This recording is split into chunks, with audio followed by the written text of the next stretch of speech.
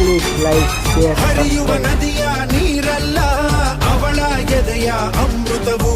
ತುಮುಕುವ ಜೋಗದ ಸಿರಿಯಲ್ಲಿ ತುಂಬಿದ ನಗೆಯ ನರ್ತನವು